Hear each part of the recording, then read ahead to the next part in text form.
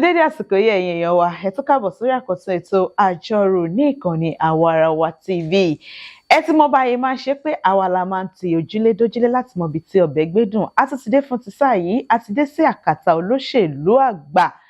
Tí a bá ń sọ̀rọ̀ nípa pé èèyàn jẹ́ olóṣèlú àgbà, àwọn ọ̀pọ̀lọpọ̀ á máa wò pé ìgbà wo ni báwo lonítọ̀hún ṣe bẹ̀rẹ̀ rárá o. Béèyàn bá jẹ́ olóṣèlú àti kékeré náà lolóṣèlú ti mọ̀ jẹ́ olóṣèlú. Sekinat Adégòkè Yusuf lórúkọ ti tèmi, ká má dènà pẹ̀lú rárá torí pé ká má gbà yín lákòókò. Ẹ jẹ́ kí n máa yọjú ẹni tí wọ́n gbà wá lálejò, kí n máa yọjú rẹ̀ wọ́n síta kí wọ́n bá mi kí ẹ̀yin ará ilé, kí wọ́n sì bá mi dárúkọ wọn lẹ́kùnrẹ́rẹ́. Ẹ̀yin ará ilé tẹ́ ń wò wá, ẹ káàárọ̀ o. Orúkọ tèmi ni Idris Kọ́lápọ̀ Bóyè Kọ́lá Dasi. A ní Kọ́lápọ̀ Kọ́lá Dasi. Báwo ni ẹ ti ṣe bẹ̀rẹ̀? Àwọn iléèwé wo lẹ lọ ti di àkókò yìí? Ó lè pẹ́ díẹ̀ o, bọ̀ màá dà láti gé díẹ̀. Ọmọ ọdún 24 ni mí. Mo lọ sí Federal Government College Ògbómọ̀ṣọ́ ni mo ti ṣe secondary school. Àti bẹ́ẹ̀ mo lọ sí ìlú òyìnbó, mo lọ sí university ní University of Manchester. Mo gba BA in Economics. Bàtà ṣe yẹn tán, mo ṣe Chartered Accountant náà ní ìlú òyìnbó. Mo ṣe yẹn tán ní 2004. Bàtí mo ṣe yẹn tán, mo tún ṣe MBA ní 2015 ní University of Bangor. Láàrin yẹn náà, mo di Chartered Banker ní Nàìjíríà, mo dẹ̀ di Chartered Banker ní Scotland nílùú òyìnbó. Ọmọ agboolé wo nìyẹn ní ìlú Ìbàdàn? Ọmọ agboolé Dasi ní Ìtàbálẹ̀ ni mí, ní Ìbàdàn North East Local Government. Ibẹ̀ ni láti wá. Láti ẹni kẹjúwe agboolé yín fún wa, ǹjẹ́ ẹ tiẹ̀ lè mú wa débẹ̀ bí? Màmá mi débẹ̀ lánàá ní Ògbórí Ẹ̀fọ́ Road ní Ìtàbálẹ̀. Bàbá tèmi ti tún ibẹ̀ kọ́ látìgbà tí àwọn bàbá tiwọn àti màmá tiwọn ti ṣaláìsí, ṣùgbọ́n presence Dasi pọ̀ ládùúgbò kan tí àwọn èèyàn máa mọ̀. Mo ìsọmọ ìwà ń bẹ̀ ní àná, a lọ ṣeré pẹ̀lú àwọn ará àdúgbò tí gbogbo wọn náà dẹ̀ mọ̀ pé lágbọ́rọ̀ Ọlọ́run ní 2023 àwọn náà máa ní sẹ́nítọ̀ ní àdúgbò torí ní sẹ́nítọ̀ rí ládùúgbò. Láti agboolé yẹn àbí ládùúgbò yẹn? Ládùúgbò, wọ́n ṣe agboolé lásán ládùúgbò. Family tiwa kò sí èmi nìkan ní màmá jẹ́ olóṣèlú ní agboolé tiwa, ṣùgbọ́n ní gbogbo àdúgbò náà kò sí sẹ́nítọ̀ rí, so inú àwọn èèyàn ń dùn gan pé lágbára Ọlọ́run 2023 ló máa ṣẹlẹ̀. Iṣẹ́ wo lẹ ṣe kẹ́ tó wọnú òṣèlú? Banking ni mo ń ṣe. Treasurer ni mí ní Bank Heritage kí n tó kúrò ní 2022. Àdẹ̀fílẹ̀ náà ni wípé ká wá dá sí ọ̀rọ̀ òṣèlú yìí, àwa tá jẹ́ ọmọdé, pé báwa náà làwa náà ṣe lè ran ìlú wa yìí lọ́wọ́, torí a mọ̀ wípé lágbára Ọlọ́run tá a bá débẹ̀, iṣẹ́ tá a máa ṣe, iṣẹ́ wípé a fẹ́ káwọn ọmọ wa kọ́kọ́ gbé nílùú tó jẹ́ pé àwa náà mọ̀ pé ìlú yẹn ó dájú bí nǹkan ṣe rí báyìí lọ, torí kò tẹ́ wa lọ́rùn bí nǹkan ṣe rí. Òun ló mú jẹ́ ká dá sí wá. Òun ló mú jẹ́ ká dá sí, pé kémi dá sí. Àwọn tó máa dìbò náà wọ́n láti dá sí, torí wípé ṣe mọ̀ ọ̀pọ̀lọpọ̀ ní òṣèlú ti sún sìn. Àwọn èèyàn tí ẹ fẹ́ jáde, wọ́n fẹ́ dìbò torí wípé wọ́n ń wò pé àwọn ò rérè nínú òṣèlú. Táwọn bá ti dìbò báyìí, àwọn ò ní rí ẹni táwọn dìbò fún kó tún di ọdún 4 kó tó tún jáde láti wá sọ pé ẹ ti wá dìbò fún mi. Ẹ̀dẹ̀mọ̀ bá olóṣèlú ṣe rí, tàbá ti gbé ráìsì àti gàrí. Ẹ̀yin gan mọ́ra yín pé ẹ̀yin olóṣèlú. Àmọ́ra wa, tàbá ti gbé ráìsì àti gbé gàrí, tàti fi nǹkan sápò káàkiri. Ẹ̀dẹ̀mọ̀ pé ebi pọ̀ ń ta. So gbogbo nǹkan táwọn èèyàn wa tó ń gbà tó fi ń deceive wọn nìyẹn. Ṣùgbọ́n a fẹ́ kó má jẹ́ kó rẹ̀ wọ́n, a fẹ́ kó dá sí, torí wípé mo sọ irú ìlú wo la fẹ́ káwọn ọmọ wa dàgbà sí. A dẹ̀ láti bẹ̀rẹ̀ yẹn láti ní, nítorí àwọn leaders tá bá fi sípò láti sìn lọ ló máa determine bí ọdún 4 tó ń bọ̀ ṣe rí, ọdún 4 lẹ́yìn yẹn náà á ṣe rí. So láti get it right láti sìn lọ ni. Gan lẹ́wọ̀n ní òṣèlú. Ní 2021 ni mo wọnú òṣèlú. Ni mo decide pé kémi náà dá sí. Ẹ̀mọ̀ káwa tá jẹ́ ọmọdé báyìí, social media ó ti sọ gbogbo wa di expert nínú òṣèlú.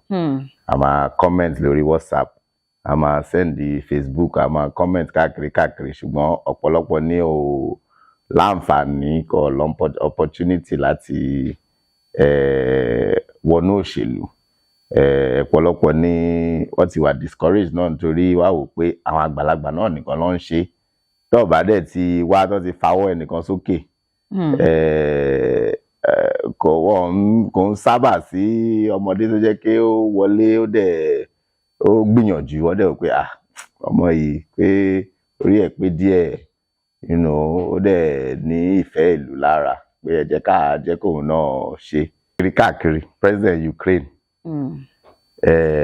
is in his 40s. TV ló wà tẹ́lẹ̀, in fact comedian ni àwọn aláwàdà kan tó ń ṣe tẹ́lẹ̀ nìyẹn. Ṣùgbọ́n bí Nàìjíríà náà àwọn olóṣèlú ti sú wọn nílùú yẹn. Ṣùgbọ́n tó jáde overwhelmingly ló dìbò fún. Àwọn èèyàn ní kò ṣe rí báwo ló yẹ máa ṣe president. Nísìnyìí ọ́níkání kò ń ṣòun ni Russia ti gba ìlú Ukraine mọ́ lọ́wọ́. Ṣé mọ̀? So kò ń sọ̀rọ̀ wípé age o àbí ká lọ bẹ̀rẹ̀ láti bẹ̀rẹ̀ o. Examples ẹ̀dẹ̀ pọ̀ káàkiri tó jẹ́ pé àwọn tó tiẹ̀ tí ìṣòṣèlú rí àwọn gangan ló máa ń ṣe dáadáa jù ní òṣèlú. Lẹ mú wá fáwọn ará ẹkùn ìdìbò yín, ẹkùn ìdìbò Gúúsù Ọ̀yọ́. Kọ́tà nípọ̀ màá dẹ̀ sọ wípé kí wọ́n look forward sí ọ̀pọ̀lọpọ̀. Mo ti sọ one of the things táwọn olóṣèlú máa ń ṣe tí àwọn èèyàn kì í fẹ́. Wọn náà ní wí kó máa dìbò fún yàn kó máa rẹ́ni náà mọ̀. Pé ẹni tá dìbò fún dà tí wàá máa yàtọ̀. Agbára Ọlọ́run tá a bá ti wọlé àwọn èèyàn máa rí wa, àwa accessible, àwa responsive, à gbé town hall padà, à lọ́fíìsì táwọn èèyàn lè lọ láti lọ máa lodge complaints, láti lọ máa sọ bí wọ́n ṣe fẹ́ kí nǹkan ṣe rí, nǹkan tó ń ṣẹlẹ̀ ládùúgbò, nǹkan tó ń ṣẹlẹ̀ ní church, nǹkan tó ń ṣẹlẹ̀ mosque, nǹkan tó ń ṣẹlẹ̀ lọ́jà, nǹkan tó ń ṣẹlẹ̀ l'association, nǹkan tó ń ṣẹlẹ̀ káàkiri tá lè bá wọn dá sí.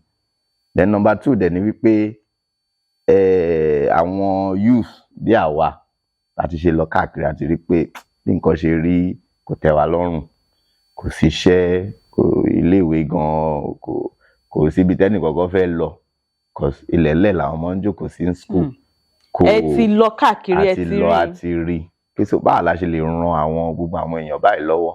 Kí population wa ní Nàìjíríà ń sìn 90% ni youth nínú ẹ̀.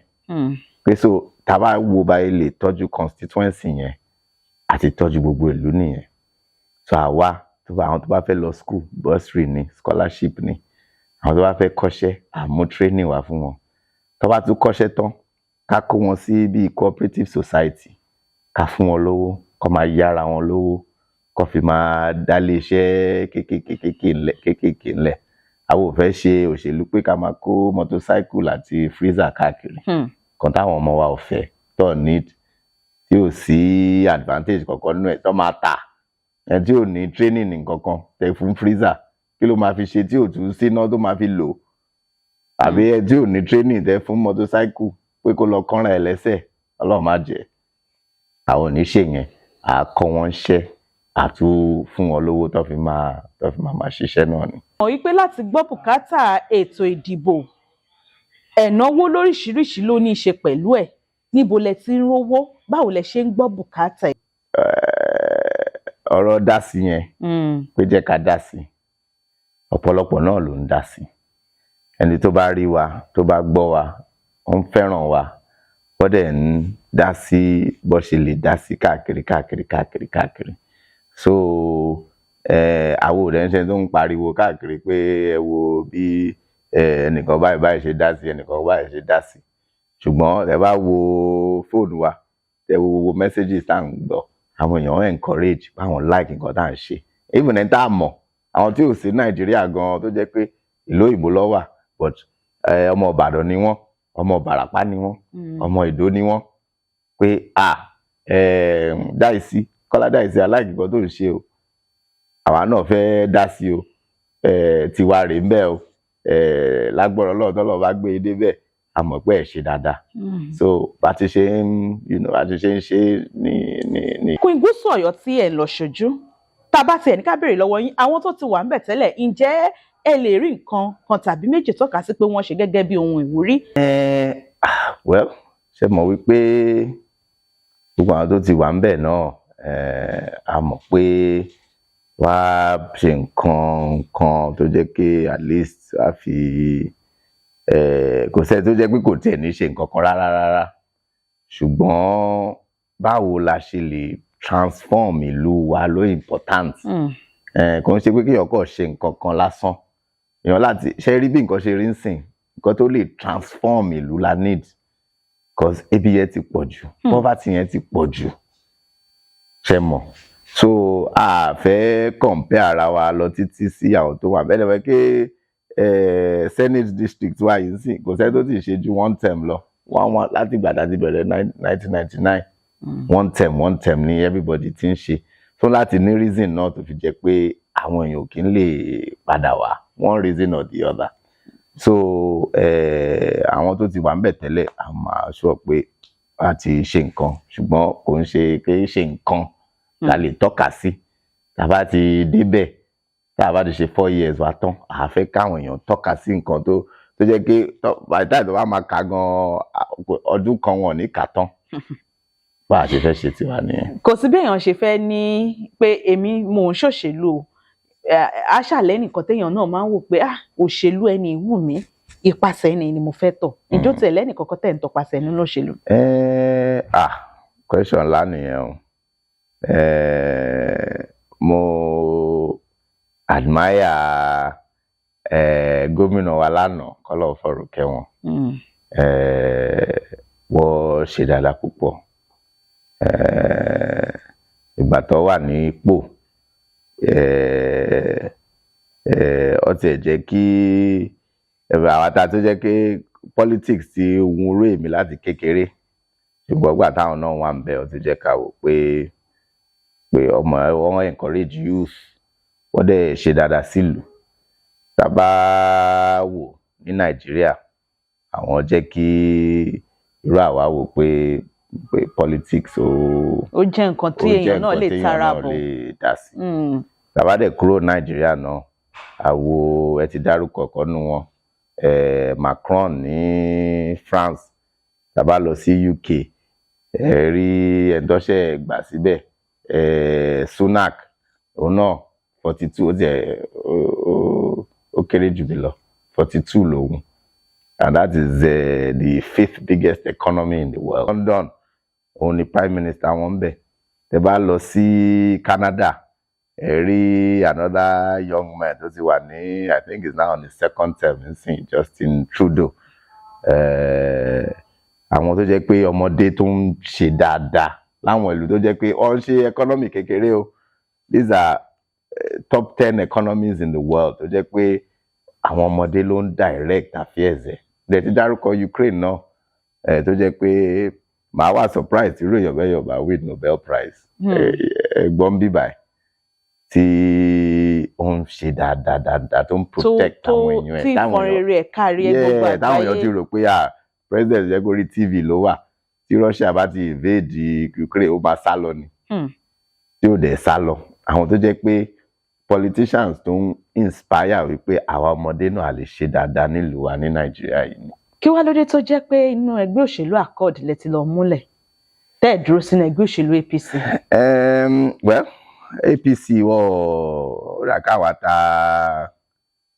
tí a fẹ́ ṣe dáadáa báyìí tó jẹ́ pé a ní ambition tó jẹ́ ká fẹ́ ṣe dáadáa sílùú tí a fẹ́ gbé ìlú dìde a fẹ́ ìdàgbàsókè ìlú là ń wá onítòótọ́ ni wá inú ọmọdé ni wá ó dà kí wọ́n fẹ́ lọ títí ọ̀dọ́ ó dà kí wọ́n fẹ́ wá lọ títí ní láàrin wọn ń bẹ̀ so a dẹ̀ gbọ́dọ̀ deprive àwọn aráàlú beauty democracy ni wípé káwọn èèyàn choice àbí pé ẹni tẹ́ bá ti gbé síwájú wọn ni wọ́n ti máa inú wọn ló ti máa choose. So why ta fẹ́ deprive àwọn aráàlú ní opportunity láti choose between àwọn candidates tí tó fẹ́ ṣe dáadáa sí wọn. Àádẹ́ ó dá lójú pé àwọn aráàlú máa rí difference láti ìgbà tá ti bẹ̀rẹ̀ sí campaign. Mi rò pé ọjọ́ kan wà tó jẹ́ pé a bọ́ sí ìta láti lọ bá àwọn èèyàn sọ̀rọ̀. So gbogbo nǹkan tá à ń ṣe káàkiri lágbára Ọlọ́run a mọ̀ pé a bọ́ sí rere, ṣùgbọ́n a gbìyànjú l'APC a win primary wọ council ẹ̀ wọ́n fẹ́ kí KKD báwọn dá sí ní APC. Tí wọ́n bá ń sọ tó máa ń dárúkọ àwọn ẹkùn ìdìbò nípínlẹ̀ Ọ̀yọ́, wọn lè fi ọwọ́ rọ́ ẹkùn ìdìbò gúúsù Ọ̀yọ́ sẹ́yìn nítorí pé tá bá sọ̀rọ̀ nípa ètò ọrọ̀ ajé ni, ká sọ̀rọ̀ nípa àwọn ètò ìgbáyégbádùn ni àti àwọn ètò ẹ̀kọ́, pàápàá àwọn ilé ẹ̀kọ́, wọn lè fọwọ́ rọ́ gúúsù Ọ̀yọ́ sẹ́yìn tí ẹ̀yin náà dẹ̀ ti fẹ́ lọ láti lọ díje. Bàbá tiẹ̀ ní kábíyín kí ni àlàkalẹ̀ láti lè mú kí ìdàgbàsókè ó túbọ̀ dé bá ètò ọrọ̀ ajé lẹ́kùn náà? Ṣé mọ̀ pé ọlọ́ọ̀bẹ mi ṣe pé background tèmi ní economics, banking, ọ̀rọ̀ accounting, ọ̀rọ̀ ká máa manage owó. A dẹ̀ mọ̀ wípé empowerment tí ó máa jẹ́ kí ìlú dàgbàsókè kò ń ṣe empowerment machine, empowerment owó ni. A mọ̀ pé ọ̀pọ̀lọpọ̀ àwọn tó wà nínú ọjà tó bá fẹ́ gba owó ń sìn, owó gbọ́múlé lantern ló ń pè, tó jẹ́ pé wàhálà tó máa ń ṣe. Kódà ìdajì àwọn ọlọ́jà owó gbọ́múlé lantern náà fi ń ṣe okòwò. Owó ló fi ń ṣe nìyẹn. Wàhálà ló máa fi gbà, wàhálà ló tún máa fi san padà. Ẹ dẹ̀ mọ̀ pé nǹkan dẹ̀ tí wọ́n gan sìn, bàtà wà nínú ọjà ń sọ fún wa pé owó táwọn fi ń ra ọjà ní ọdún 4 tó ti kọjá wọ́n lè ra dájí ẹ̀ léèní pẹ̀lú owó yẹn. So a ràn wọ́n lọ́wọ́ pẹ̀lú owó tó jẹ́ pé a dẹ̀ mọ̀ pé àwọn ọjà àwa ti ṣe rí. A ní Kọ́lá Dàísí foundation tó jẹ́ pé a ti yá àwọn ọlọ́jà, àwọn artisans àti yá wọn lórí. Owó yẹn ò dẹ̀ ń sọnù. 100% tẹ́ bá ti kówó sínú ọjà, tẹ́ ti kówó sínú association, gbogbo ẹ̀ ló máa ń san padà. Ìta dẹ̀ máa ṣe kò ní sèrè ńbẹ̀, no interest. Kò ní sí owó lè bẹ́ẹ̀. Kò sí èlé bẹ́ẹ̀, kọ́sà àṣẹ láti fi make owó, àṣẹ láti fi ran àwọn èèyàn lọ́wọ́ ni. A dẹ̀ mọ̀ pé tá bá ti empower àwọn bẹ́ẹ̀ yẹn, owó tó bá rí, tó bá fi sápò, wá fi jẹun, wá fi rán ọmọ lọ school. Àbí? Bẹ́ẹ̀ni. Wọ́n lọ fi máa ní everybody á fi máa live àárẹ̀ wọn. Àwọn ọ̀dọ́ wa, àwọn náà lè settle down, wá marry, wá bímọ. Ìkọ̀ tí ó bá ṣe dáadáa ń bẹ̀ tó bá fẹ́ kọ́lé, ẹ mọ̀ kẹ́ni tó bá kọ́lé, ara yẹ̀pẹ̀, ara cement, ara ilẹ̀kùn, ara tébù, ara chair. A kárí. A máa empower ara wa bẹ́ẹ̀ máa kárí. So ẹnìkan tá bá empower, a lè empower up to 50 other people. The multiplier effect bọ́yẹ máa ń sọ. So lágbára Ọlọ́run bá a ṣe fẹ́ ṣe nìyá dẹ̀ mọ̀ pé ìlú wa yìí, Ọ̀yọ́ South yìí, lágbára Ọlọ́run ó máa dàgbàsókè. Platform tí èèyàn bá ní láti make the best use of it ni. Ibi tá a lọ, a mọ̀ pé a máa lọ opportunity láti fi facilitate kí development, governmental development kó wá sí constituency wa yìí lọ́yọ̀ South. A dẹ̀ máa support gómìnà wa lágbára Ọlọ́run tóun náà bá wọ ìjọba, Adébáyọ̀ Adélabú, láti fi make sure pé àwa náà facilitate kí projects, a mọ̀ pé wọ́n ń ṣe o, àwọn èèyàn kan kì í gbé wá ní o, kọ́tà wá gbọ́ ọlọ́dáríjì wa làwọn ń parọ́ pé ọ̀pọ̀lọpọ̀ máa ń tà ní. Ṣùgbọ́n àìsàn àwọ̀ òwòwò, àwọ̀lá, àwòrúkọ. In fact, pressure ni pé ká má borúkọ jẹ́. Kẹ́ má borúkọ jẹ́. Ká má borúkọ bàbá wa jẹ́ tá bá débẹ̀. Orúkọ tó ti wà ńlẹ̀ tẹ́lẹ̀. Orúkọ tó ti wà ńlẹ̀ bẹ́ẹ̀ ni. So àwa mọ̀ pé wọ́n a lè facilitate projects lágbára Ọlọ́run. A facilitate láti fi make sure pé omi ni, iná ni, títì ni, gbogbo nǹkan tá a bá ti lè make sure pa lè gbà ká mú wá sílé, gbogbo ẹ̀ náà la máa ṣe lágbára Ọlọ́run.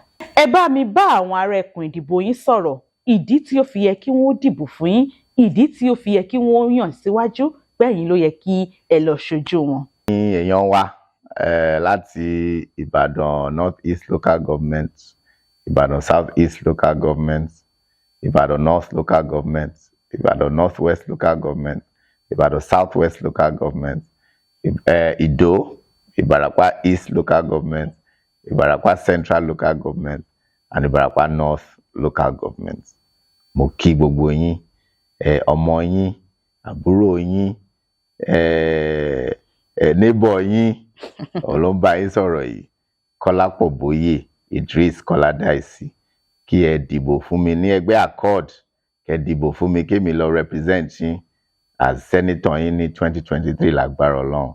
Tí ẹ bá dẹ̀ ti dìbò, lágbára Ọlọ́run á mú ìdàgbàsókè ìlú yìí wá. A mọ̀ pé nǹkan tó jẹ yín lógún jù náà ni wípé ẹ ń ráwọn olóṣèlú yín, wọn ń dá yín lóhùn. Tẹ́ bá ti dìbò, tẹ́ bá ti wọlé tán, ó tún ti di ọdún 4.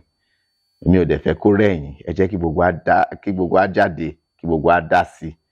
Kẹ́ dìbò fún Accord, ẹgbẹ́ Accord. Ẹ lè mọ̀ pé òkè téńté la wà lórí ballot paper. Àtàǹpàkò báyìí dẹ̀ làmì wa. Ẹ dìbò fún wa.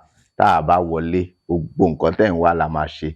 Àmúná wá, àmómi wá, àmú títì tó dá wá, àmúṣẹ́ wá, àmówó wá, àmàlàáfíà wá. Gbogbo wa ìjọba yìí àdẹ̀jọ́ máa ṣe ni. Ẹ máa rí wa pè, ẹ máa rí wa bá. Tẹ́ bá pè lẹ́ẹ̀mejì, àdá ilé ò lẹ́ẹ̀mẹ́wàá. Torí a fẹ́ kí gbogbo wa jọ ṣe ni.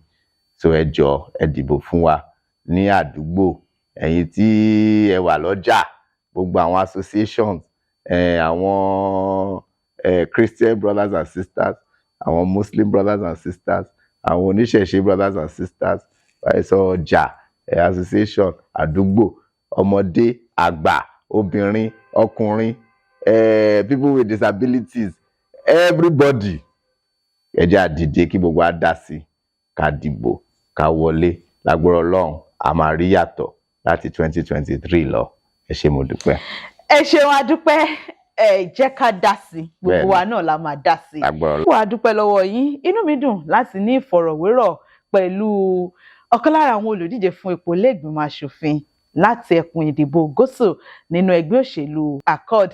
Tí a bá ní kí a máa tó lẹ́sẹẹsẹ, bàbá olóyè tó pọ̀ ni wọ́n. Máyégún tilẹ̀ Tápà, akọgun àdínì ti ìlú Ìgàngàn, arígbábuwọ́ àdínì tìlú Ayétẹ̀, ọ̀tún bọ́bajírò ti ìlú Ìdó, olóyè Kọ́lápọ̀ Bóyè Kọ́ládàísì. Arálé àníri jù báyìí lọ lórí ètò àjọrò ní ìkànnì Àwarawa TV. Ẹ ti mọ̀ bá ṣe máa ṣe gbogbo ẹ̀yin tí yẹn ń wò wá pátápátá. Tẹ́ ẹ ti subscribe sórí YouTube channel wa, ẹ má gbàgbé láti subscribe. Ẹ mọ̀ pé iṣẹ́ ìlú náà là ń ṣe kí a lè mú àwọn tí ó jẹ́ olùdíje ká lè mú wá fún yín kẹ́ ẹ lè bá a gbọ́ in tí wọ́n ní fún yín àti ètò eléyìí tí wọ́n wò páwọn fẹ́ tò sílẹ̀ fún ìgbáyégbádùn wa náà ni. Kò ní sú wa, kò ní rẹ̀ wá, àjọ máa ṣe náà ni. Sekinat Adégòkè Yusuf lórúkọ tèmi.